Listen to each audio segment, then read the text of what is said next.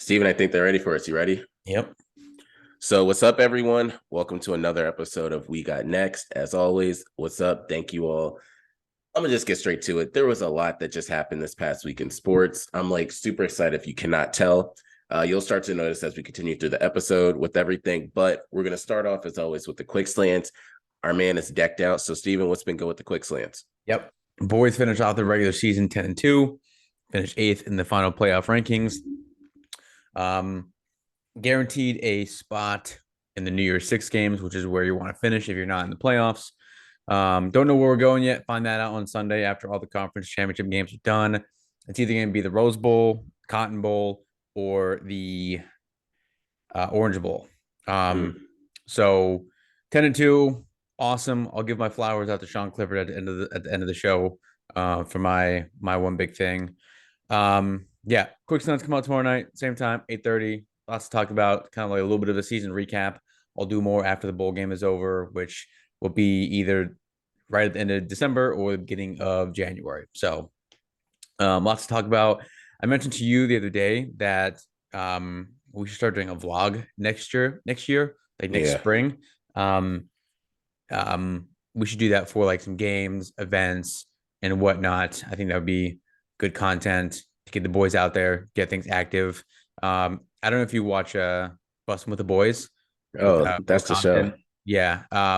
They do that kind of stuff. Like, they can do everything that they want, basically, and go to all those Mm-hmm. games and do that shit. So us boys can't afford all that. But maybe we'll find someone along the way and want to help out the boys. So if anyone has any ideas about vlogs, if anyone does vlogs, send us like what to buy or what to use, how to do it, how to get things rolling with that. So I think that would also be everyone's kind of making like the podcast to YouTube transition. I know we do Yeah. that, but like with like the vlogs and stuff like that. So I think we should capitalize on that as well. So yeah, the quick slants out tomorrow night. So as I segue into the spaces, I will say if Steve and I's schedule can work out, I can promise that we'll go at least to a Ravens preseason game. Something of that nature, one, because those are like simple tickets for me to get my hands on, and then it's right up there. The other benefit of that is you can always see the rookies. So that's something that we can always cover, especially because Steven's been hitting a lot of the times with these rookies. Unless they get injured, Steven's been pretty like spot on. He Yeah. was main one talking about Jahan Dotson when I didn't even know how to pronounce Jahan Dotson's Yeah. name.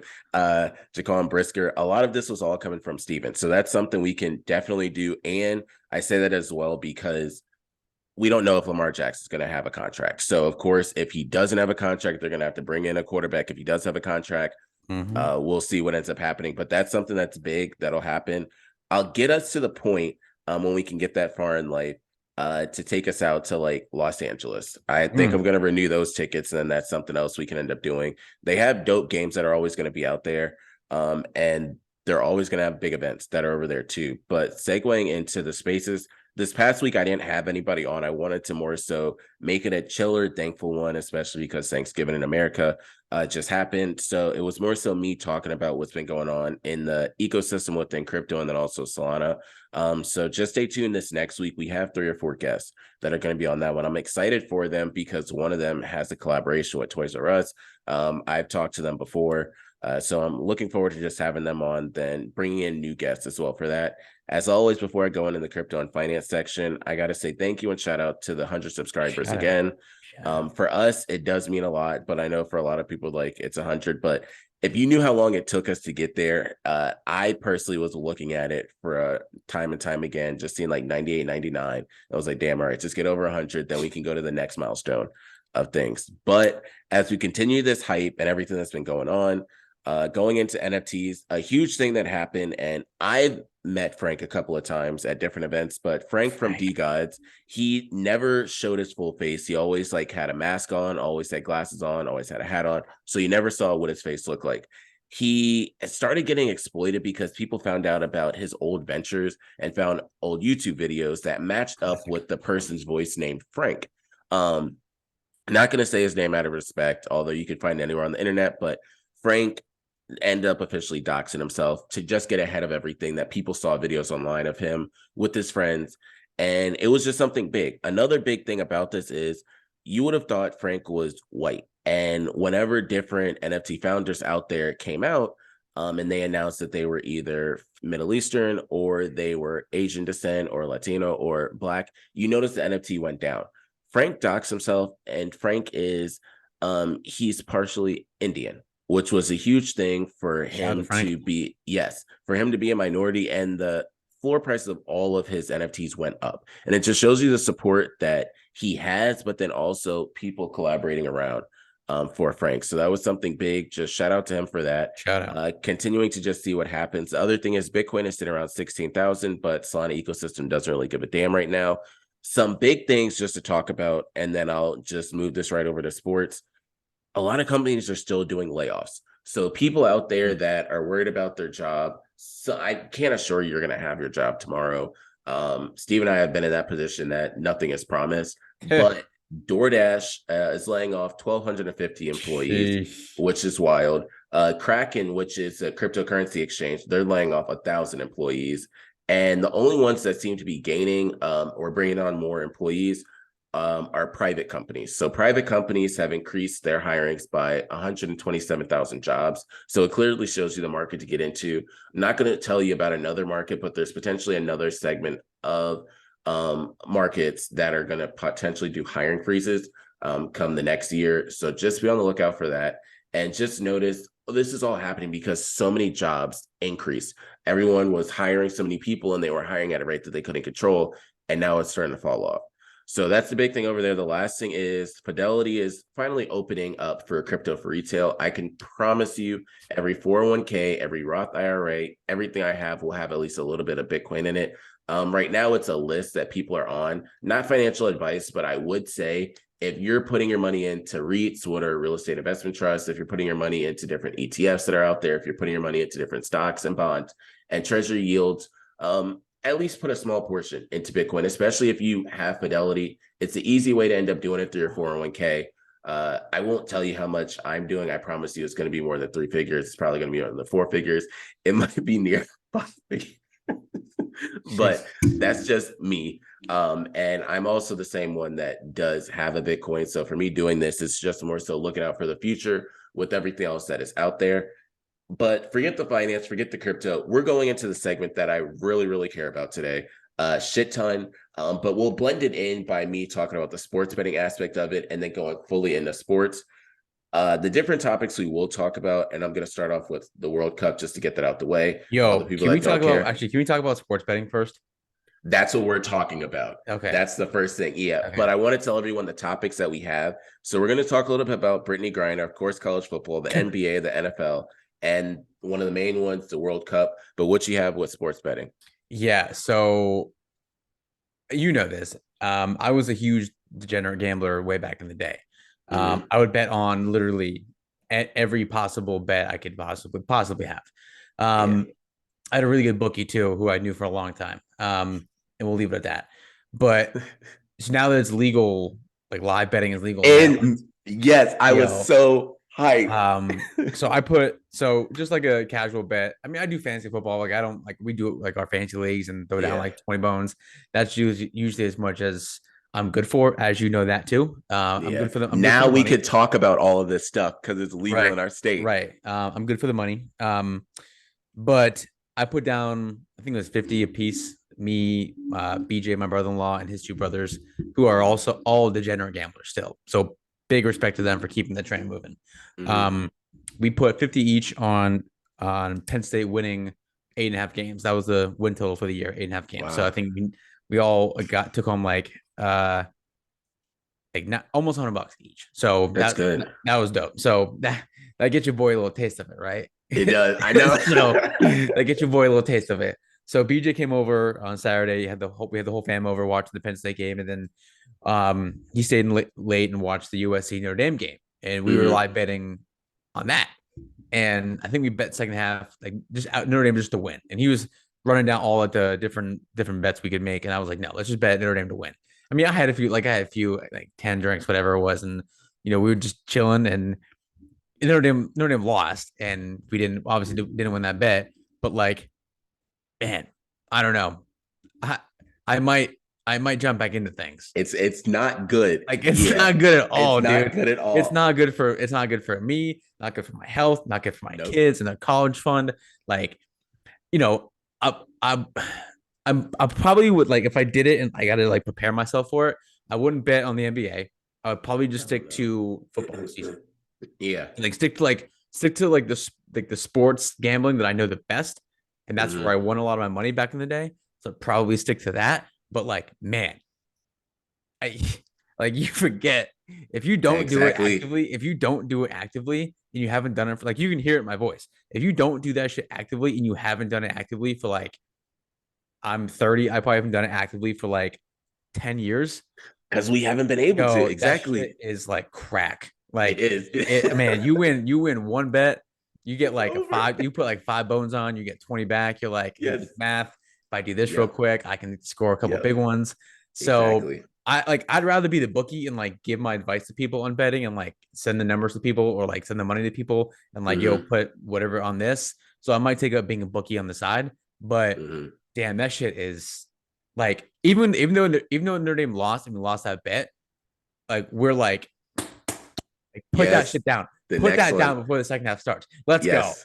Like, so Yes. like you, and so it makes the game like so much better, but so much worse at 10 the same times time. better. Yeah. Because then like USC starts pulling away, and like I had no dog in the fight until halftime.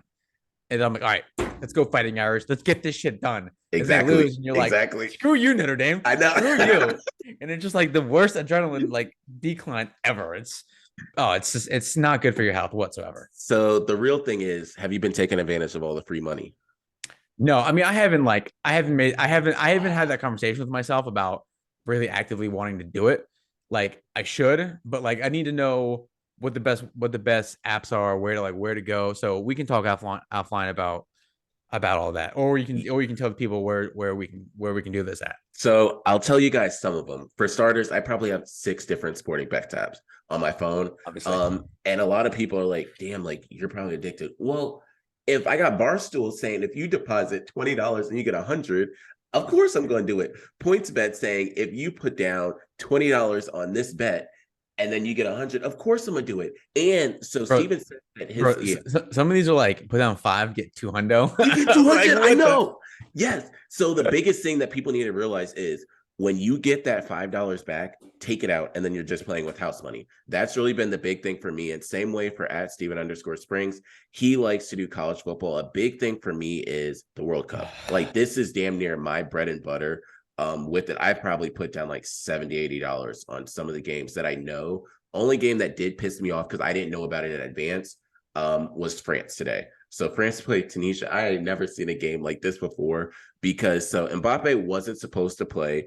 Griezmann was not supposed to play. Giroud was not supposed to play. It was more so one of those load management type of games. You saw Mbappe before the game. He had a wrap on his ankle. They said it was something that he had for playing with Paris Saint-Germain. But it was actually more so them trying to like make him chill and stuff. Well, the only thing is France was still trying to get the number one pick. I mean, the number one spot within their group. If anyone doesn't know, in the World Cup, only the top 2 advance from the group. There's groups like 8 through H or 8 through. Shout out to you boys, USA. Yeah. Shout out to the boys.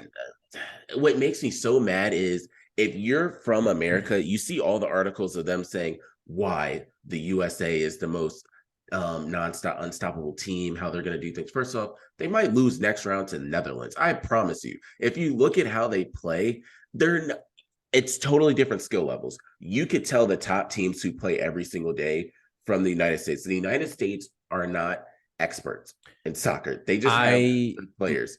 One of my good buddies growing up is a big soccer player. He played soccer in college, like knowledgeable about everything soccer. And I asked him before it started, like before the World Cup started, what's going to be a successful World Cup appearance for the U.S. Get out of the group, which we did, and then win one game in the knockout. That's it. Yeah, just win one. They have a really tough game with the Netherlands because the Netherlands, they didn't have great teams in theirs. I feel so bad for Qatar because they legit tried to pay off teams. First off, before I keep going with the World Cup, I'm going to talk about a couple of things. The first one is I feel bad for any Middle Eastern country that was in here because the shit they have to deal with. For starters, Qatar, they were trying to pay off Ecuador in the first round, the first game, to have them be able to win. They lost. Saudi Arabia, they all got Rolls Royces for beating Argentina, Yeah. which was a big Shout thing. out. Other thing is Iran, uh, please help them, because They're done, the dude. people back home said, y'all better behave. And people don't understand the magnitude. If it was probably any other team, they probably would have said, just don't embarrass us. But because it was America that they played against, oh shit was not going to be right there. That's why it's almost a good thing that soccer isn't big in the US. I Like know. like Alabama football. Like, Yes. if you lose to Auburn, don't come home. Don't come home. Don't come Yeah. home. Because No, because we'll be waiting for you. exactly. So just wrapping up other things, Mexico, this was some wild shit. Mexico's coach resigned right after the game. He said that his contract was up. And the wild part about it is I was watching both the games. So it was Mexico against Saudi Arabia and then Poland against Argentina. Poland had 4 points. Mexico had 1 point. Argentina had 3 points.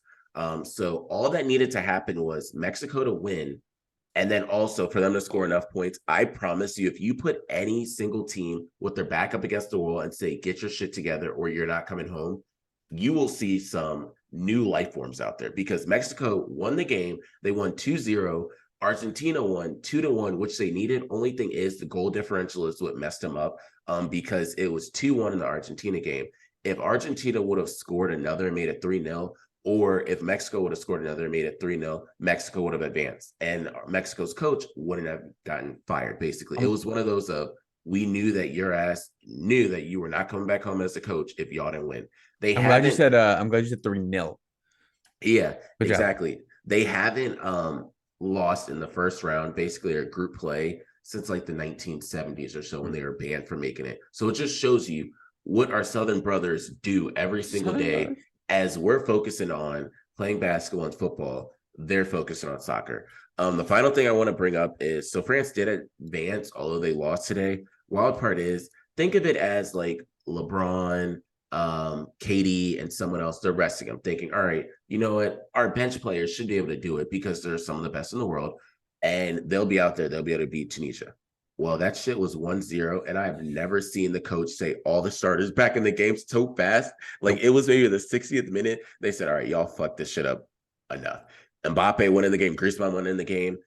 They've had like 2, 3 others. Mbappe went in the game. It was a bunch of them that went back in the game that were supposed to be resting that game. And I've never seen the play pick up. They were about to tie it up 1-1, but when Griezmann kicked it, he made it. Only thing is, he was so far offsides. So they went back to review, called him offsides. Sad part about soccer is it's a running clock. So as soon as like they said no goal after they reviewed it, like 5-10 minutes went off the clock already. The goalie kicked it, and that was in the game. Last thing with the FIFA World Cup, you could tell teams that know that they're trying to like buy time, because they'll just fall on the ground. They just like fall on the ground and just roll around to like buy time.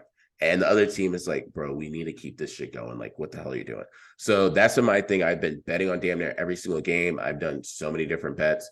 I've won more than I've lost. The only one that pissed me off is this France game, because if I would have known that France was going to rest all their players, I would not have done the bets. But I did it too far in advance, and it wouldn't let me cash out because I said, we got your ass with that one. The other one, although they call it football overseas and we call it soccer, I want to go to American football and talk about the college football. Yeah. One, what are your thoughts on everything? Because if there was a week for so many losses for teams that were sitting lower down to win and these top teams lose, it was this week. Like, so many losses, but what is your take on everything? It definitely helped teams like Penn State. Yeah. Definitely helped teams like Alabama. Alabama. I mean, USC was sitting there. They were kind of sitting pretty. They had a really good chance, even if Ohio State lost by a couple points, they had a good chance of bumping up, which they ended up doing that anyways. So, this just kind of creates a little bit more drama as the season comes to conference championship weekend. I don't expect, like, the only team I expect to not expect, but the only team that could potentially lose would be USC to Utah in the Pac-12 championship game. Kansas State might put up a fight against TCU, I was but I gonna don't say, I don't expect it. I think Michigan throttles Purdue. I think Alabama or Georgia does the same thing to LSU. So it should be chalk. All those teams should win. But, again, we saw it happen last weekend. So South Carolina beat Clemson. Yeah, A&M beats LSU. So, yeah, a lot of things can happen. And, Michigan dismantled Ohio State in the second half of that game. So it was not fair. Yeah. So, but it helps teams like Penn State, helps teams like Tennessee move up and maybe get more locked into a New Year's Six game. But rankings for the final stretch of the season: Georgia, Michigan, TCU, USC round up 4, Ohio State, Alabama 5 and 6. They're the next two teams out of the playoffs. Tennessee at 7, Penn State at 8, Clemson at 9, Kansas State at 10. So, like, for example, Penn State is a lock for the New Year's Six. Don't know if it's going to be the Cotton Bowl, Orange Bowl, or the Rose Bowl. If Utah goes on and beats USC, that probably knocks USC out of the top 4 and puts Ohio State back in the top 4. So then at that point, Penn State would be guaranteed a spot in the Rose Bowl, because the Rose Bowl is always tied to if it's not in the playoffs, it's tied to the highest rated Pac-12 team or the Pac-12 champion if they don't go to the playoffs, and then the Big Ten champion or the next highest rated Big Ten team if that team does go to the playoffs.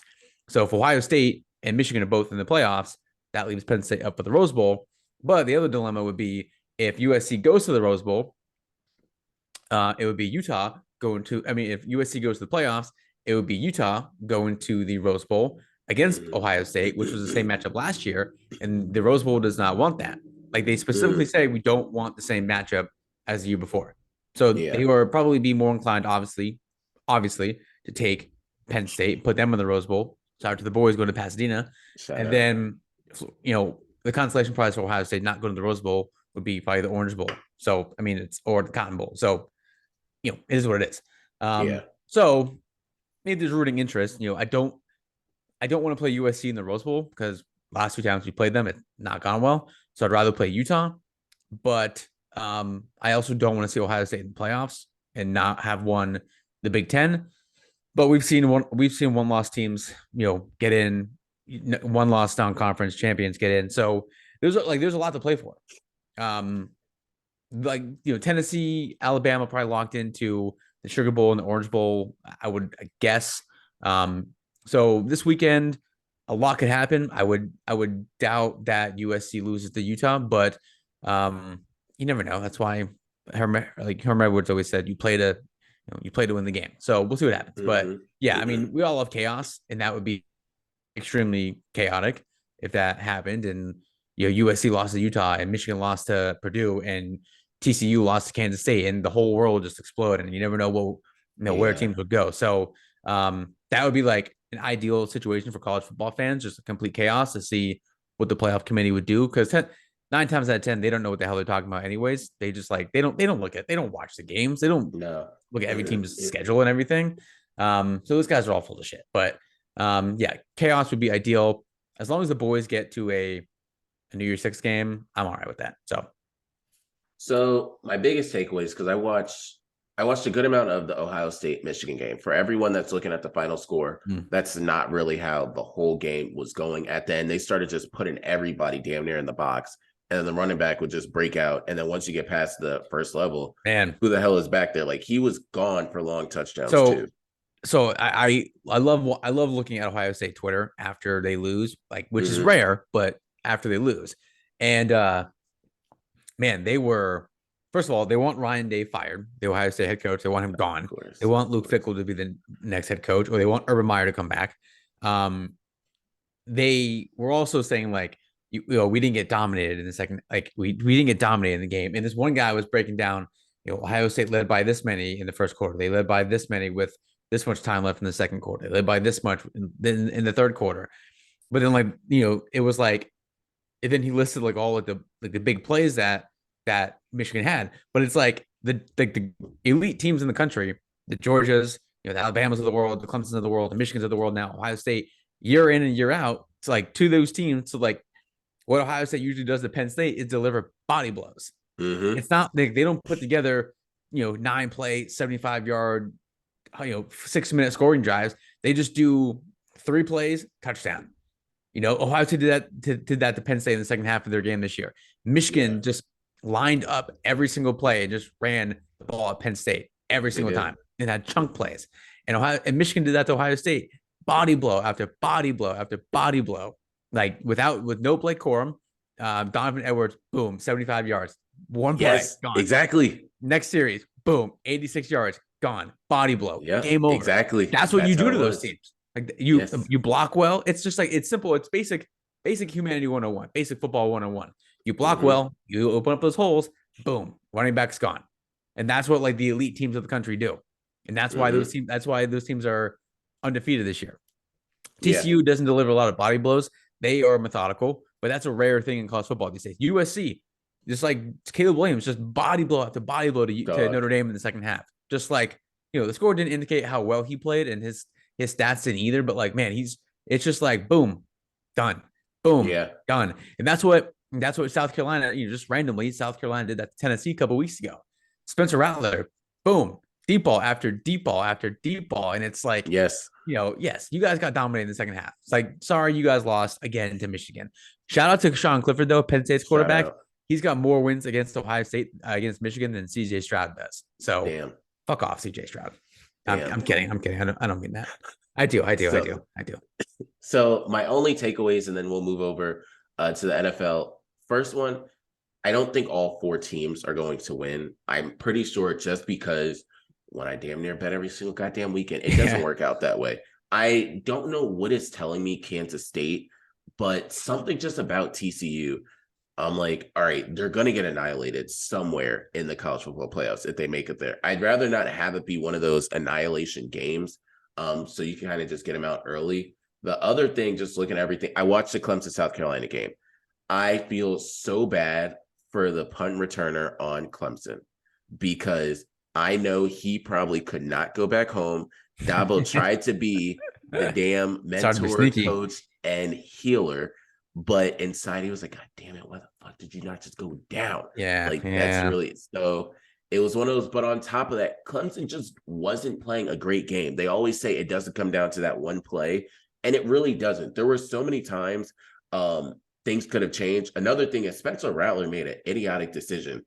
I don't know if anyone was watching it, but I'm pretty sure it was when he threw it out of bounds. And I'm like, why the fuck didn't you just take the sack? Like, if you would have just taken the sack, they would have had to call a timeout, or they've had to run more time with the clock, but you just threw the ball out of bounds. Yes, I know you were probably thinking like, oh, this is the better decision. But if you were thinking about time-wise, that would have been better off for Clemson. But I know Spencer Rattler is probably in his head now, because he's like, we just beat 2 top-ranked teams in back-to-back type of weeks. Launched himself back into the – they went from 6-4, having an abysmal end of the season, to 8-4 and ranked 19th. So shout out to them, man. That's crazy.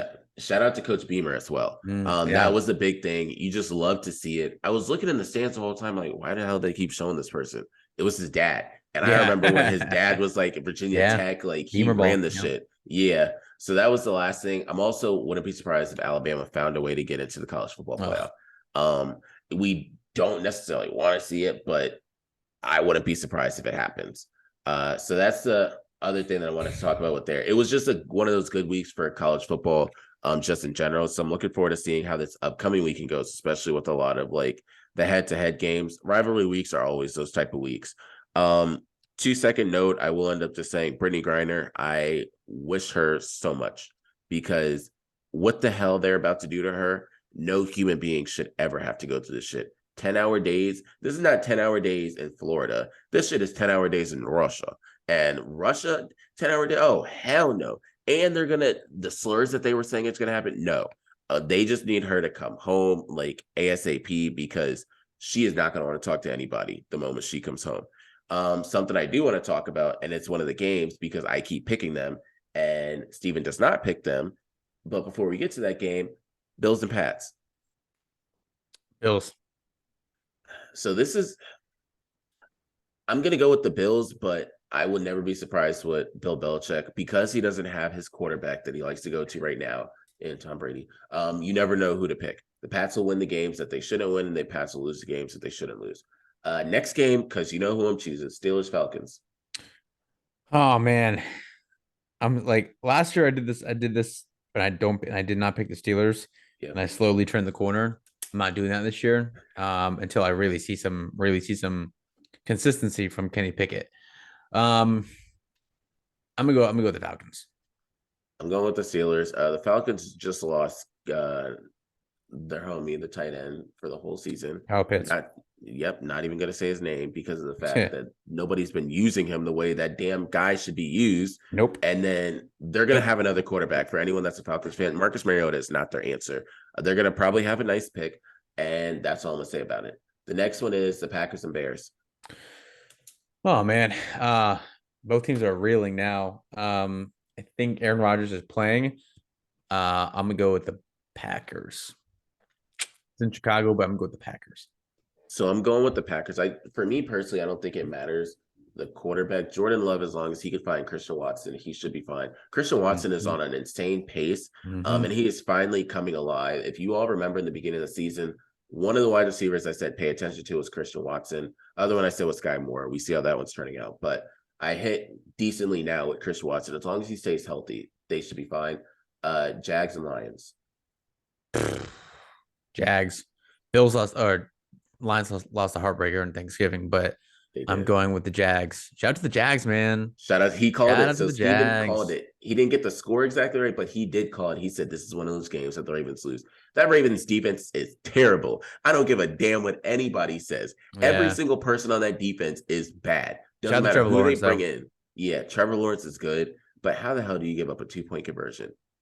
You only got to stand at the end zone. They got to get in the end zone. Yeah, and you let him just do put a it wall outright. up, and just put a wall up at the end zone. That's all you gotta do. That's it. Next one we got Jets Vikings, which is a good game because they don't have that quarterback no more. I'm gonna go with the Vikings. I think they're the better team. I am going with the Vikings. I'm going with the Vikings because although Sauce Gardner is probably going to potentially lock down Justin Jefferson, you still have Adam Thielen, who is turning back the hands on the time. Commanders Giants, which is now a good one. I'm going Commanders. I think the Giants are going to start falling apart. Yeah. So I can't run the ball. Saquon's getting like tough yards. Yeah. Daniel Jones is falling apart. You know, they're what, 7-4? They got damn near the same record. I'm gonna go Commanders. They're like these two teams are crossing paths now, and it's gonna start going the other way. That wasn't right. That wasn't the right thing to do. That was wait. They're crossing paths and they're going, yeah, whatever, dude. You get it. You know what I was trying to do. Yeah. Yeah. That was Jesus. Crazy thing right now is if the season were to end right now, all 4 NFC East teams will make it. And when I had to look at that, I was like, damn. But I told people that's not going to stay the same. One of them are going to lose. I promise you the NFC East has not been that league, that division, conference, everything ever in the world. I have the Commanders. I'll always go with Taylor Heineke. Pay him his money and give him his Jordans. Titans and Eagles. I'm going with the Eagles. Titans have lost like their physical nature. Can't really run the ball as well. But you never know. This could be one of those games where Derrick Henry goes off for 200 and like the Titans are back. But I don't trust Tannehill. They don't really have like that number one receiver threat. They lost it. They're playing him. They did. So I'm gonna go with the Eagles. So I have 2 predictions with this game. One, I could see Derrick Henry going for over 80 yards and a touchdown, and then the Eagles being like, we don't know how to stop him when all you got to do is stop him. I could see AJ Brown them force feeding him just to rub it in the faces of the Titans. Yeah. I'm going with the Eagles in this one. It's going to be one of those games of it's going to go to AJ Brown a lot. Shout out to Miles Sanders because Miles Sanders, we have those random games that he does well. And a 2-second note that I want to say, shout out to Penn State. There's going to be a shit ton of running backs that did not get extensions that are going to be on the market this summer and the next summer to come because you have Saquon out there, Josh Jacobs out there, Miles Sanders is going to be out there. You have some of the other running backs that are there too. So just pay attention to what happens going forward. Broncos, Ravens. Do not say it. I'm the Ravens. I'm not doing it, dude. I can't. They suck, dude. They are so bad. They are so bad. The ride is over. They made one of the worst trades, and they can't even get rid of him. Like, they have to keep him. They said if they get rid of him right now, they have dead money of $100 million. Ugh. Like, there's no way you're getting rid of him. Brutal, dude. Brutal. Another crazy one. Browns against the Texans with the return of Voldemort. Dude, I am so mad this game was not flexed in the prime time. I know. I I'm know. so mad about that. Man.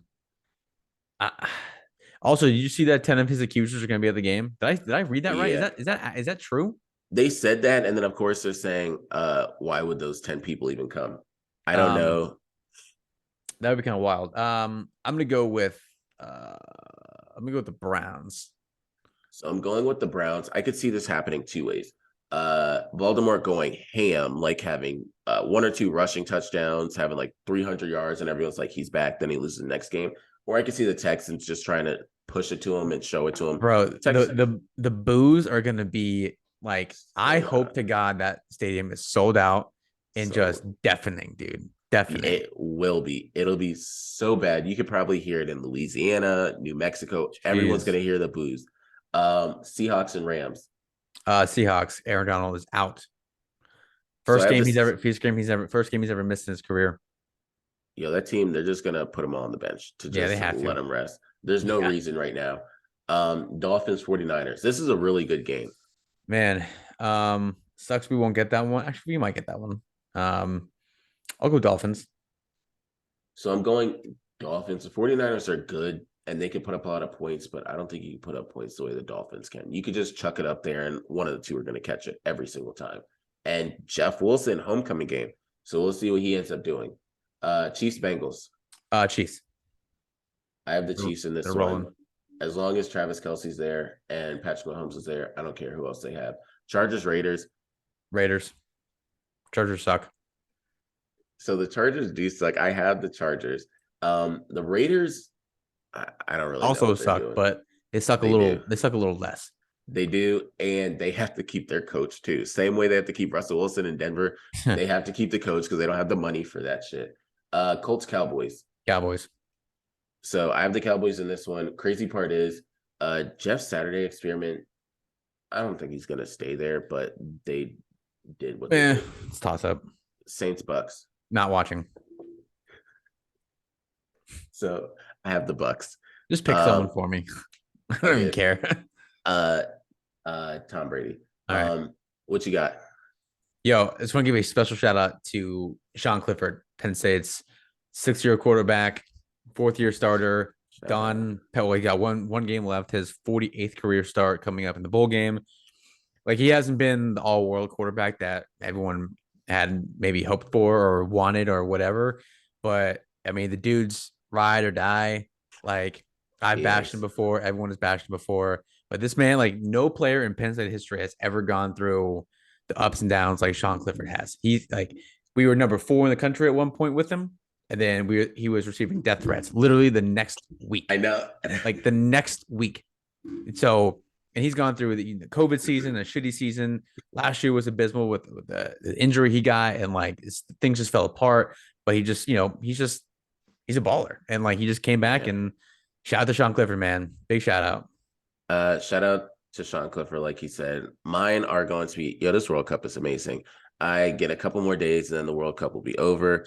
Other thing is, pay attention to where Aaron Judge ends up going. Nobody knows yet, but Aaron Judge is going to sign a massive contract. Other than that, pay attention to football. Hopefully you guys get your quarterbacks and enjoy the fantasy football playoffs. We out. Peace.